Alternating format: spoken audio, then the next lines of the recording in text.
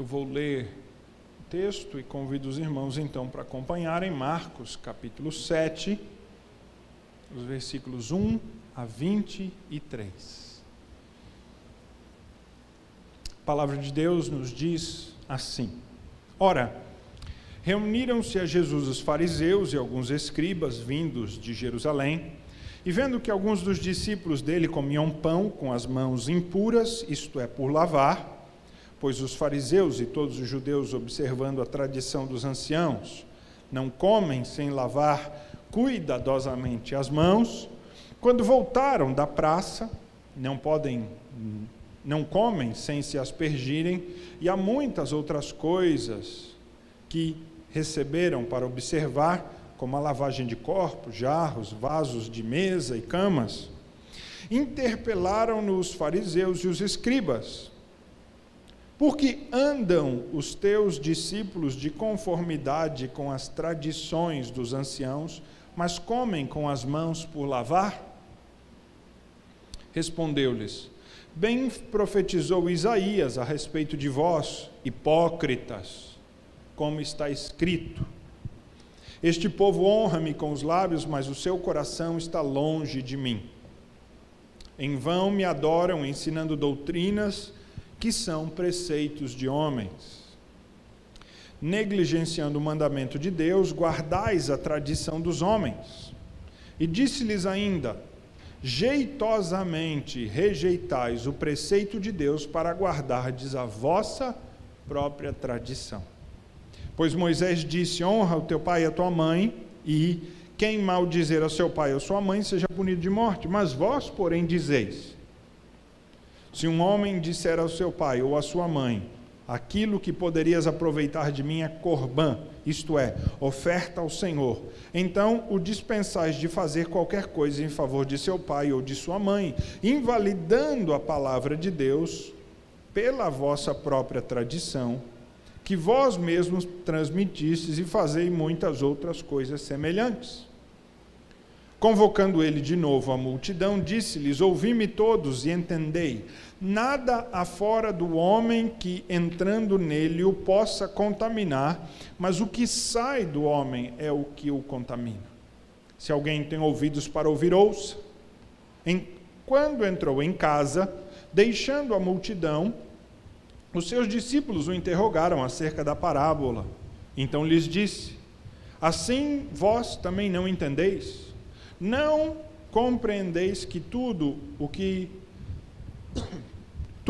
de fora entra no homem não pode contaminar, porque não entra no coração, mas no ventre, e sai para lugar escuso, e assim considerou ele puros todos os alimentos. E dizia: o que sai do homem, isso é o que o contamina. Porque de dentro do coração dos homens é que procedem os maus desígnios, a prostituição, os furtos, homicídios, adultérios, avareza, malícias, dolo, lascívia, inveja, blasfêmia, soberba, a loucura. Ora, todos esses males vêm de dentro e contaminam o homem. Até aí, irmãos, a palavra do nosso Deus. Vamos orar? Pai, agora nós clamamos a misericórdia do Santo Espírito para compreendermos a Tua palavra. Através desta compreensão espiritual, ó Pai, que o Espírito Santo nos dá, iluminando as nossas mentes. Assim nós oramos, em nome de Jesus. Amém.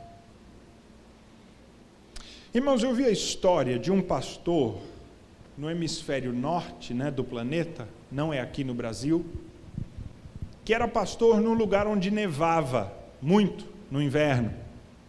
E num dia nevou bastante, as estradas ficaram entupidas e não dava para passar de carro pelas estradas. Logo domingo de manhã, o pastor querendo ir para a igreja e não consegue. Então, ele pensou: a igreja é logo próximo do rio. Consigo chegar no rio, que estava congelado, vou colocar os meus patins de patinação e vou patinar pelo rio e chego na igreja.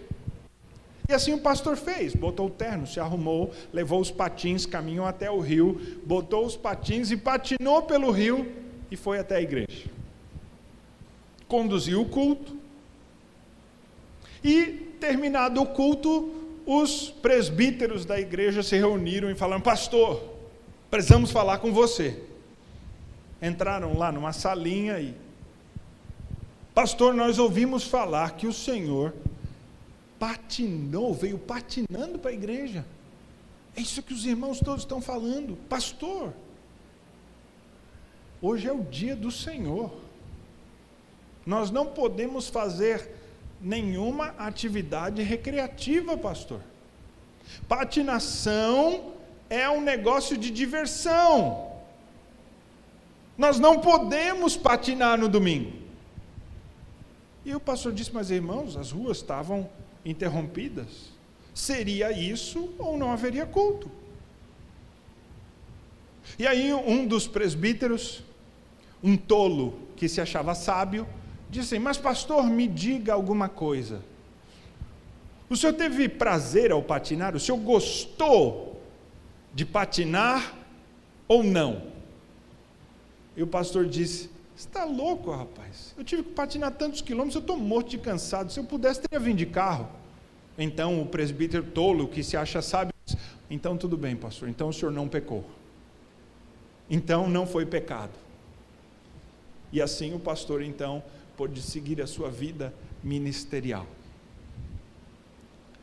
Eu vejo vários irmãos sorrindo aí dessa história, porque para nós ela é uma coisa muito estranha, né? Muito estranha. Mas essa história ilustra o que é legalismo. Legalismo. Está no boletim de hoje, inclusive. O legalista é aquele que vive de regrinhas. Sabe regrinhas? Ele vive de regrinhas. Muitos cristãos que estão caminhando na fé, pessoas que se decidiram por Cristo e estão caminhando na fé, elas precisam de regrinhas, elas precisam de normas. Não, você não pode fazer isso. Não, você tem que fazer aquilo. Nesta ocasião, se você estiver fazendo assim, errou. Se não estiver fazendo isso, errou. Regrinhas. E estas regrinhas, elas normalmente, elas vão além da Bíblia, elas vão além do que Deus ensina, e elas escravizam pessoas,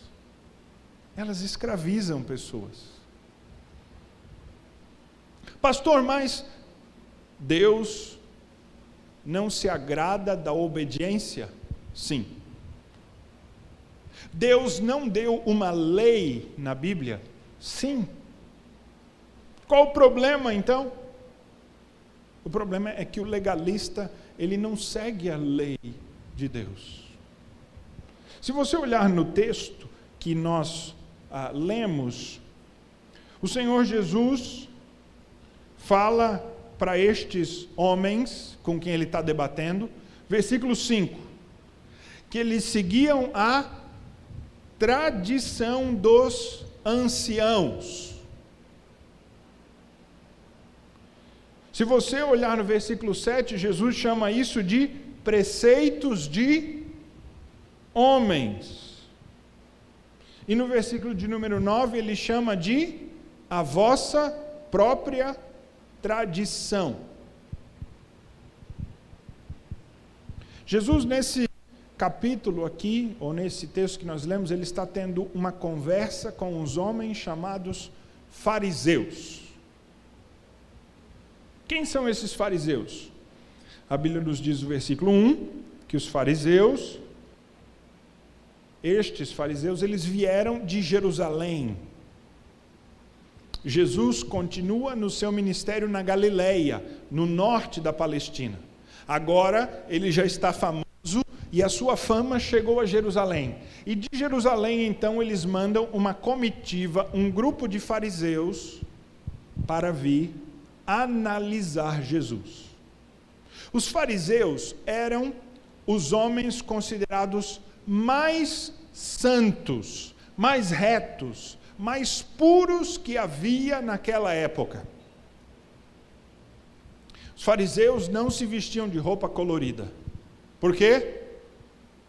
Para não ser desrespeitoso, nem demonstrar prazer humano. Eles se vestiam de roupa preta e branca. Os fariseus jejuavam 3 vezes por semana, todas as semanas. A lei, ou era o costume orar 3 vezes por dia. O fariseu orava 5 vezes por dia. Os fariseus, que eram normalmente homens ricos, davam grande dinheiro, grande soma de dinheiro. E eles desenvolveram uma religião de regrinhas. De regrinhas. Por exemplo, no dia do Senhor, você não pode acender fogo.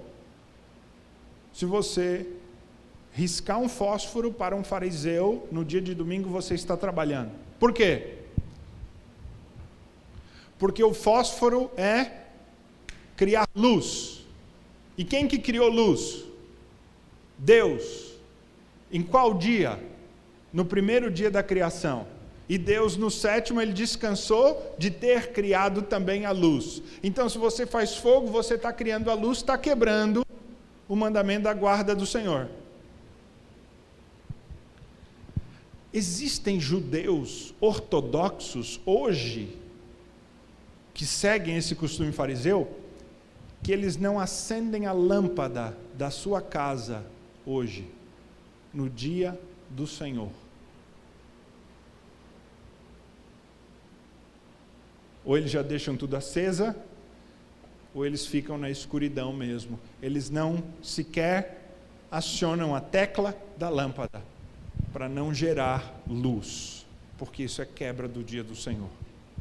Os fariseus estabeleceram, por exemplo, que no dia de sábado de descanso, você deve caminhar mais ou menos 800 passos. Assim, você não pode caminhar mais de 800 passos, porque se você caminhar mais de 800 passos, você está trabalhando. Aí é trabalho. Talvez você vai ficar suado, cansado. Nesse calorão, a gente anda 10, já está se desmanchando, né? Mas não podia suar. Se você suasse, trabalhou, pecou. 800 passos. Era isso que você tinha para fazer. Os fariseus eram cheios de regrinhas. Regrinhas. O problema das regrinhas, irmãos, é que as regrinhas, elas geram mais regrinhas. Por exemplo, se eu disser a vocês aqui que é pecado assistir televisão,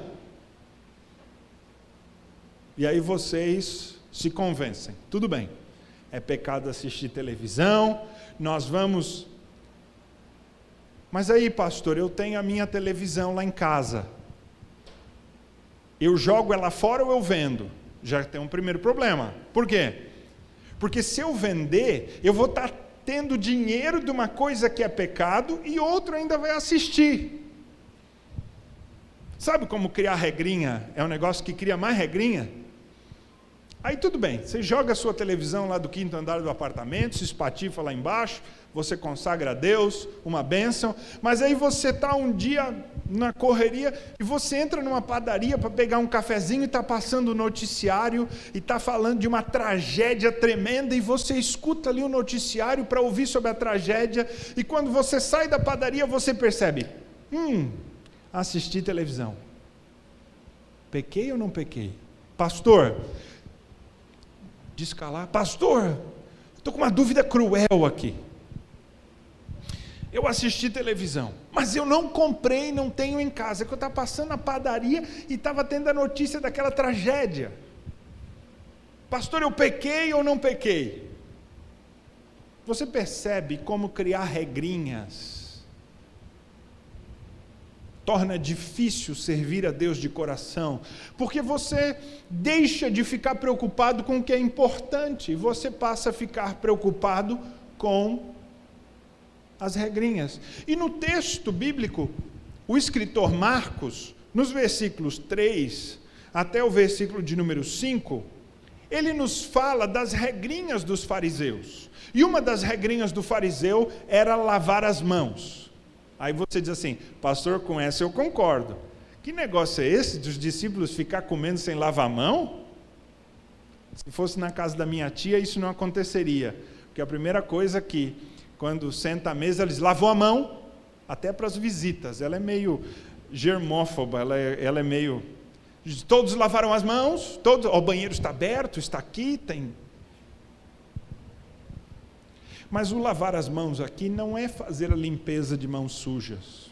Não era o simples ato de você passar um sabãozinho e dar uma limpada na mão.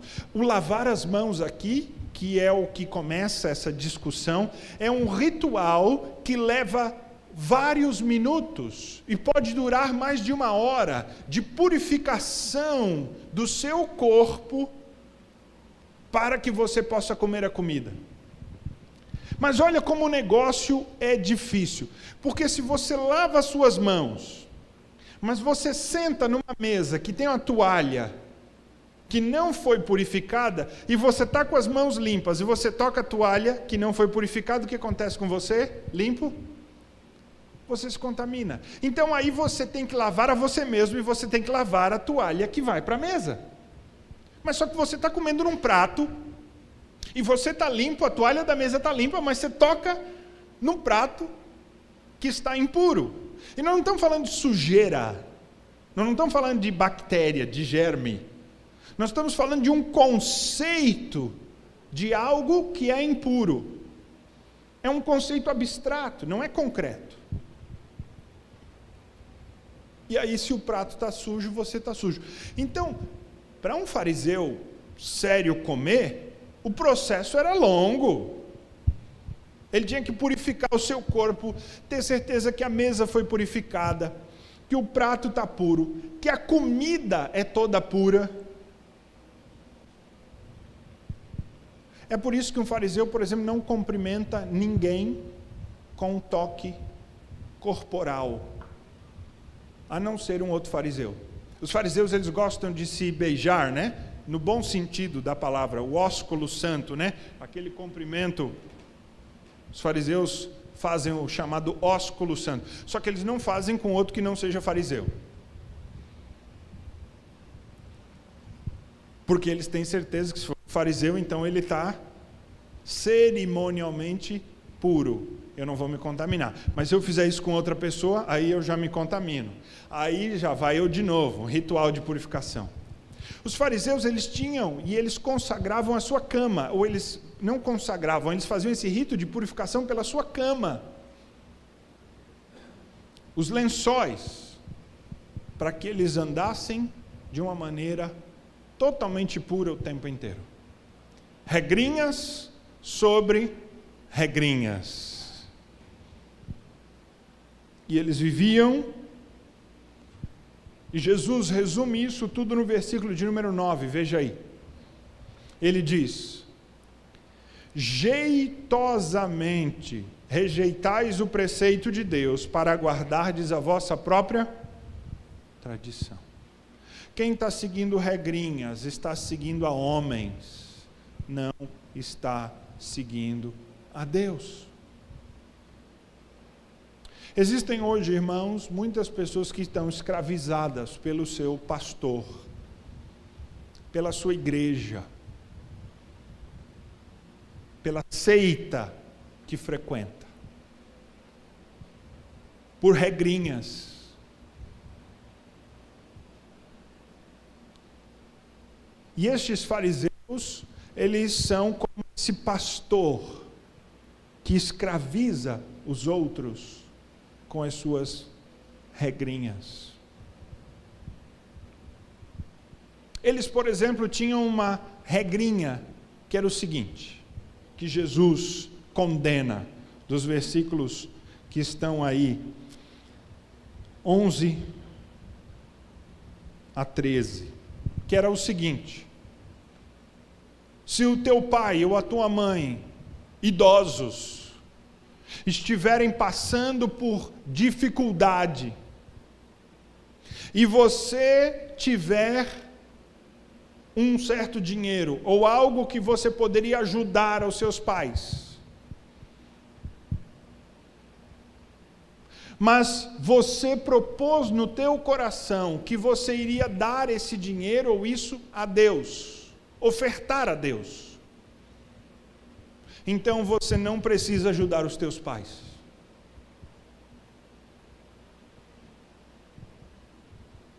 Deixa os teus pais passarem fome, necessidade, porque se você falar assim, isso é corban, que é a palavra aqui, corban é oferta ao Senhor, sacrifício ao Senhor, não, isso aqui eu vou dar para Deus, então você não precisa ajudar o seu pai ou a sua mãe em necessidade. Por quê? Porque antes vale ofertar a Deus do que ajudar o seu pai ou a sua mãe.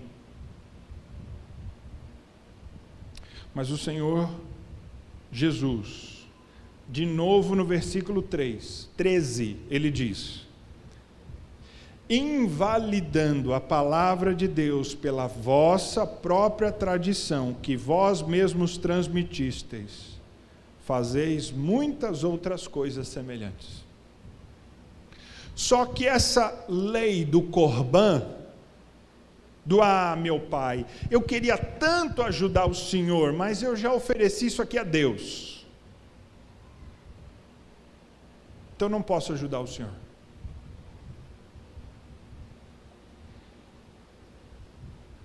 Essa lei do corban, o Senhor Jesus diz que ela anula a lei de Deus.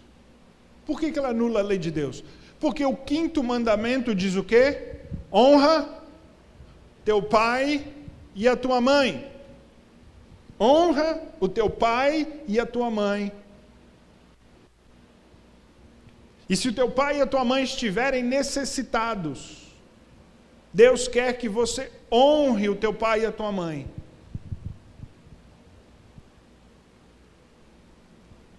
E assim você vai servir a Deus servindo ao teu pai e à tua mãe.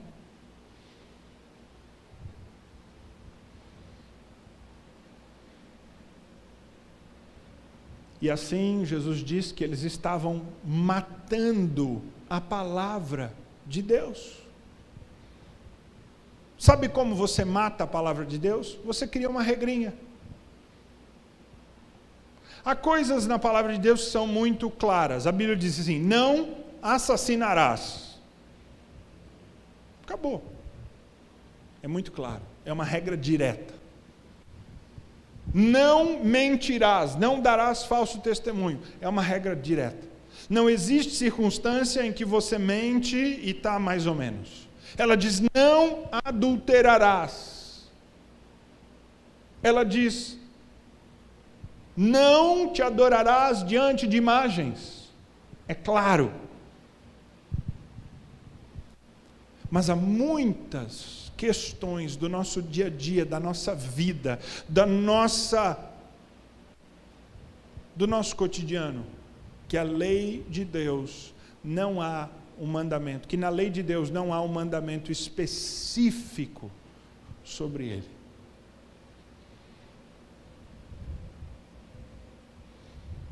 E aí, como é que nós podemos caminhar?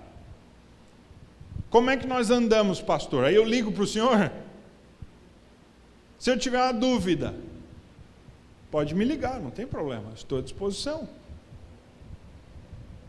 Vamos pensar juntos, mas não com regrinhas. O que importa para Deus, irmãos? O que Deus quer de você? O que o Senhor Jesus está falando aqui neste texto?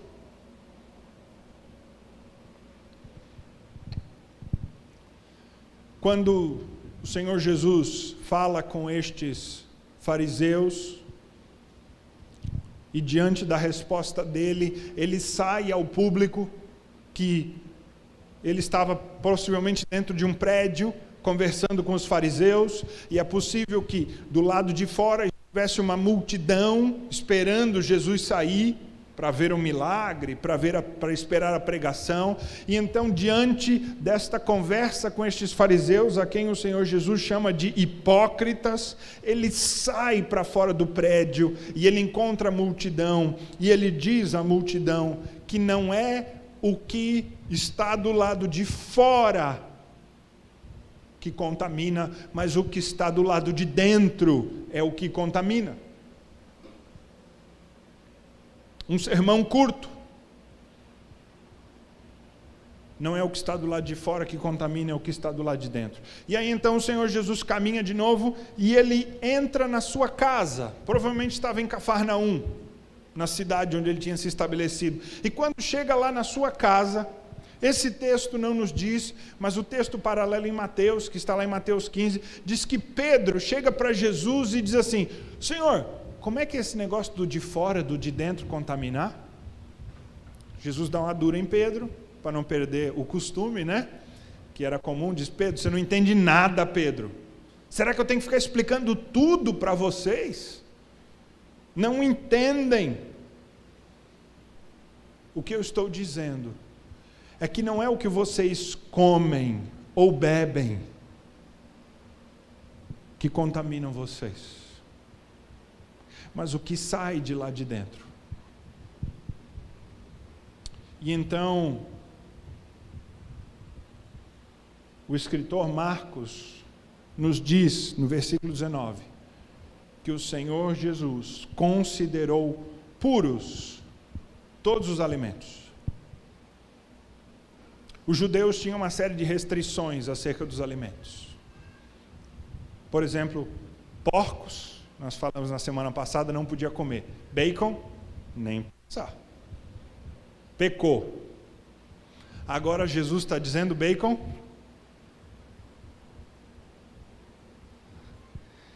Linguicinha de pernil. Lombo. Camarão. Opa! Está liberado. Pastor, tem alguma situação em que comer porco é errado? Tem várias. Mas não é pelo comer porco em si. É o porquê você está comendo, como você está comendo, o que você deixou de fazer. Porque não são as regrinhas que fazem você estar certo ou não diante de Deus, é o teu coração. E é para isso que o Senhor Jesus chama a atenção no final do nosso texto, versículo de número 21. Quando ele diz que é dentro do coração do homem é que vêm os maus desígnios.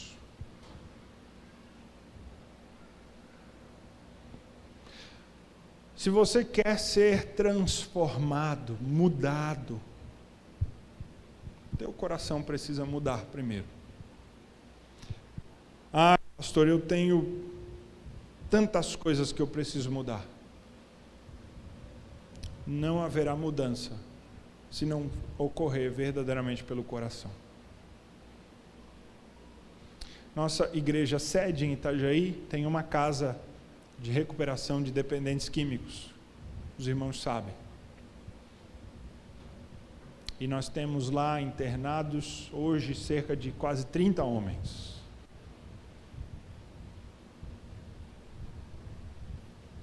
E eles passam 7 meses em tratamento lá. 7 meses sendo treinados, ensinados, instruídos, alimentados física e espiritualmente, emocionalmente. Mas tudo que nós fizemos lá, tudo que nós fizermos lá nesses 7 meses é inútil se o coração deles não for mudado.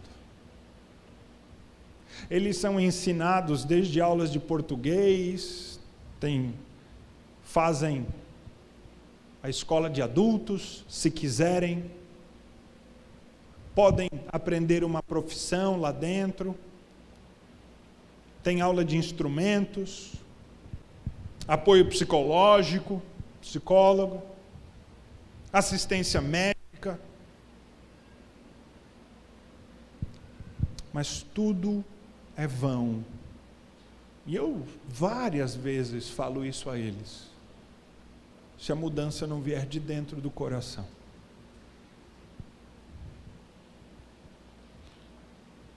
Alguém já disse assim, pastor, o último coisa que se converte num crente é a carteira dele, é o bolso. Porque às vezes a vida da pessoa foi toda mudada, mas ele ainda não converteu as suas finanças a Deus.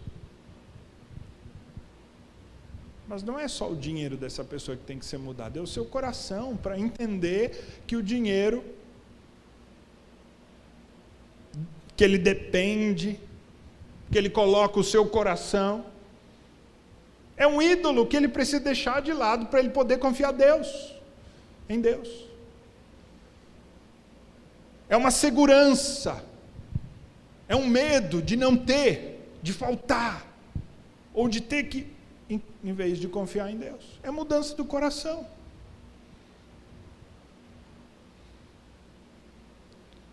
O que quer que você espere que mude no seu casamento, não vai ser mudado com regrinhas. Se o meu marido deixar de fazer tal coisa, o nosso casamento vai ser bem. Ele só tem que deixar de fazer isso. Ou essas 4 coisas aqui, pastor. Se ele deixar de fazer, a nossa vida de casal vai ser muito melhor. Não, meu irmão, minha irmã ou meu irmão, tanto faz. A sua insatisfação vai ser em outra área. Porque é o coração que deve ser mudado. E é primeiramente o seu coração que deve tratar com graça e misericórdia o seu cônjuge, mesmo quando ele peca. É o coração, irmãos, que precisa ser mudado. E aí as nossas ações se tornam verdadeiras. Não é que Deus não quer a ação, pelo contrário, Ele quer a obediência, Ele quer a ação. Mas em primeiro lugar, Ele quer o coração. Não é que Deus não se agrada da obediência. Não, Ele quer obediência com o coração. E é para isso que o Senhor Jesus está chamando a atenção. É engraçado que algumas pessoas dizem assim, pastor, eu reagi daquela maneira, mas esse não sou eu. Não foi assim. Irmão, é você. Está só guardadinho lá dentro do seu coração. É exatamente lá dentro quem você é. É como aquele bêbado que diz assim, pastor, eu na verdade odeio álcool. Odeio álcool. Mas quando eu bebo um traguinho, eu me torno uma outra pessoa e essa outra pessoa gosta de álcool à beça, gosta muito de álcool. Aí o negócio desanda. Não, é você o tempo inteiro. Está lá guardadinho no seu coração. Às vezes você esconde, não mostra. E é por isso que o Senhor Jesus chama aqueles homens, no versículo 6, de hipócritas, porque eles eram hipócritas de olhar para o seu próprio coração e não perceber que eles eram assim. Não admitiam que eles eram assim. É você, irmão. Não, pastor, eu não sou assim, eu só reajo às vezes assim. Então você é assim. Eu sou assim. Às vezes nós queremos nos convencer de que nós não somos certas coisas. As pessoas falam, nosso cônjuge fala, os amigos falam, você é assim. Não, vocês que não sabem me interpretam mal. Irmãos, se está lá dentro, nós agimos, nós somos assim. Mas coloca o teu coração diante de Deus e diz, Senhor, está aqui. Ele precisa ser mudado. Está aqui o meu coração. O Salmo de número 119, versículo 2 diz, quão felizes são os que obedecem à tua lei, mas fazem de todo o coração. Sabe por quê, meu irmão? Porque quando você obedece a Deus, mas você não faz de coração, se torna um peso, é um fardo. Quando você vem ao culto, mas vem ao culto porque tem que vir, você é um fardo, é difícil, você não consegue prestar atenção no sermão, os cânticos para você não foram muito bons, isso está ruim, a gente está insatisfeito, e isso é legalismo. Em Deuteronômio 26:16, Deus diz: eu vos ordeno que sigam os meus decretos e as minhas leis, obedeçam atentamente, de todo o teu coração, de toda a tua alma. Se não for de todo o teu coração, de toda a tua alma, então não é agradável a Deus. Mas a boa coisa é que Deus pode transformar o teu coração e o meu. E Ele nos aceita. Quando a gente diz: Senhor, meu coração não é teu, eu preciso ser mudado.